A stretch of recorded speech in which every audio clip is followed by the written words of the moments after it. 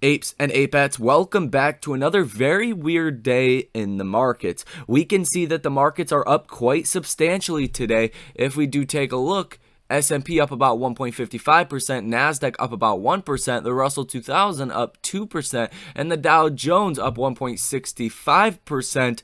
But when you look at your portfolios, you're not getting this pretty green picture. It's actually quite the opposite. My one portfolio is down 5%. You're seeing some stocks that are down substantially. AMC down 1.5%, Lucid down 3%, Square down about 4%, Affirm down 5.5%, and I could go on and on and on with that. I don't want to get too carried away with that. I do want to go over specifically what is going on with AMC, what happened on earnings, and why earnings were actually so bullish, but the price of the stock is actually down today.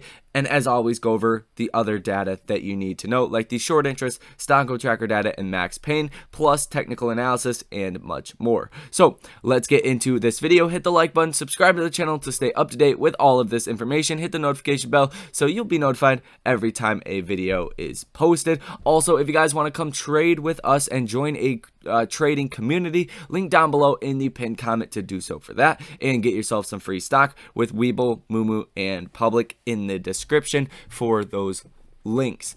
Now, AMC right now down about 2.29%. Earnings were actually very good. They expect the domestic box office, and by they, Adam Aaron, expects the domestic box office to pretty much double in 2022. He did say expect a pretty rough first quarter because that's typically the slowest time of the year. You start to see more people going out and doing things once late spring comes and early summer and all of that. So kind of dampened expectations for the first quarter, but definitely had strong guidance for the rest of the year. They also did announce they will be partnering for a credit card, an AMC branded credit card. And if you guys are unfamiliar of that, a credit card usually earns about 2.5% just from the transaction fees every time that credit card is used. So if they're partnering, maybe AMC, they might get 1 or 1.5% of the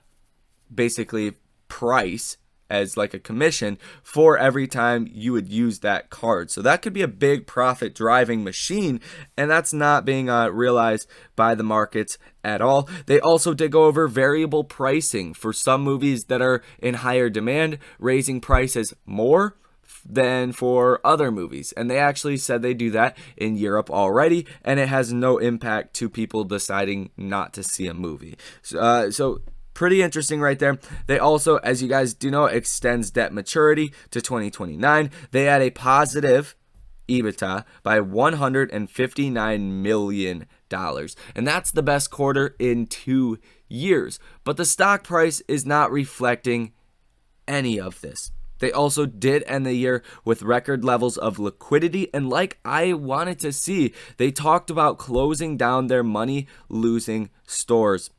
And that's exactly what they did. They opened a couple locations, but they shut down 83. So it was a net cut of locations by 33. So these were 33 locations, but they really closed down 83. But they closed these down because they were losing money. So in my eyes, that makes AMC a much more efficient business. And once they even get back to those pre-pandemic revenue numbers of $5.5 to $5 billion, possibly more than that in 2022, that's when you're going to see the real profits start to shine, because you're not having stores in your business dragging down that overall performance. So that was something that is very key that I don't think a lot of people give AMC credit for, is how effective their business is, and essentially how efficient their business is. So all of that, very exciting. A couple other key things, but not too important. They did close the year with $1.8 billion of liquidity. So that is very good. The price of the stock is not reflecting that. Why? Because I think you're seeing a lot of shorting. But this earnings report was kind of muted because you didn't see the actual numbers, the actual report come out until about an hour later. So I think that's, just didn't give AMC that attention, that rally or potentially a drop. at all. We've kind of stayed the same. We're only down 2.67%. It's not a terribly bad day today, nonetheless. But let's get into some of the other information that you guys need to know, including the Fed rate hike expectations. So for a 50% rate hike, 8.5% of market participants are expecting that, and 91.5% of market participants are expecting a 0.25% rate hike. So the higher this 0.5% rate hike goes, the more bearish market participants do become, the redder the markets can get. And you are seeing this jump up from 1% to 8.5% today. So that's probably why a lot of your more high growth stocks, more indebted companies are going down a little bit today relative to the broad markets that look like they're having a great day. But in all reality, that's not really the case across the board. So pretty interesting there. We did have Fed member Bullard that spoke earlier before Powell came on, and he is actually still on right now, wrapping that up as we speak.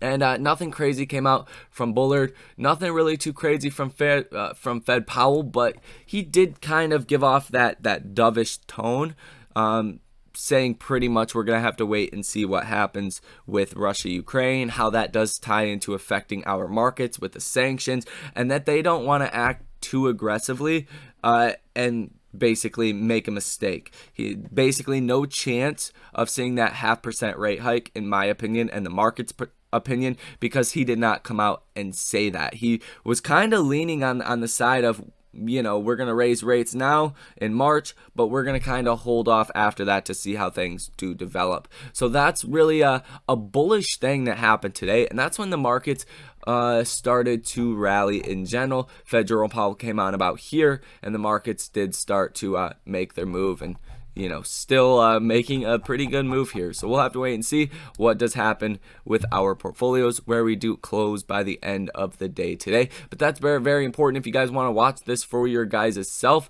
it is the Fed Rate Monitor tool. Google that and you will get that, and it will come up. As far as the short interest, 14% short interest of free float, 103.14 million shares that are sold short, cost to borrow max of 1.47%, and the utilization is 100%. And you are seeing a days to cover of about 2.26. Let's go ahead and refresh this and see if anything different comes up. And you're only seeing return shares of 900. So definitely not a big short covering day we've seen. I know this is delayed by about 2 days. So doesn't look like shorts have been covering like pretty much anything. So pretty interesting right there. The Stocko Tracker data has us at about 10,000 calls that are in the money for this Friday, 133,000 calls that are out of the money by this Friday. So if you do see a move to the upside in a substantial way, specifically over $20 per share, then I think you could see somewhat of a gamma squeeze start to play out. But we're going to have to see that secular rotation back into stocks like AMC, DraftKings, Affirm, Lucid, those kind of stocks, your more high growth companies, ones that I personally invest in that will do very well in the future, but right now they're not very light today. If we see that rotation, you could definitely see a gamma squeeze. You're not really looking at anything too crazy on the put side. We're actually outweighing the amount of puts, about 2 to 1 for the calls compared to puts.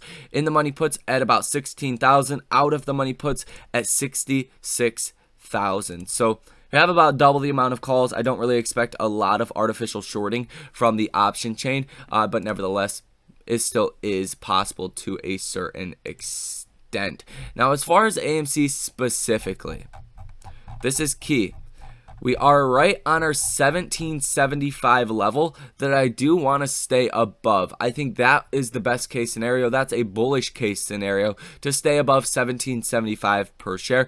That's a level where we have had a lot of support at. If we close above that, then we could very well make our way back up above 1850 and then ultimately closer to that $20 price. If we don't, then you're probably going to break back down to about that $17 price, and then that $16, and then ultimately that $15 price if fear does come back into the markets. We could see that the 50-day moving average is at about $18.08. So that's really what I want to see as close above. I'll be happy with $17.75 though. That's I'm not going to freak out about couple penny difference, but Nevertheless, we are still above the 20-day simple moving average on the Bollinger Bands, and they are, starting to compress. So it's starting to look like there's less volatility in the markets, and whenever they compress, it leads to the bands widening again. It leads to another big move shortly down the line. So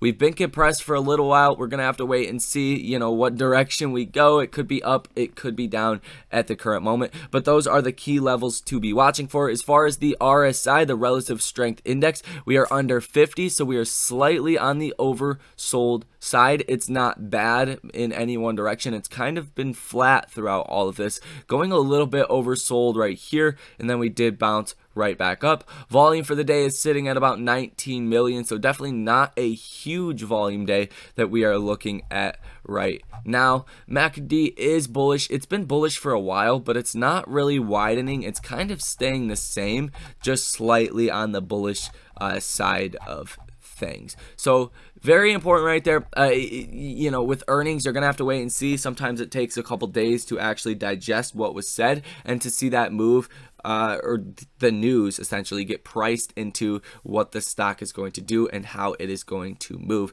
So I think you're going to see a continuation, an earnings continuation later on down throughout the rest of this week, whether it's to the upside or the downside.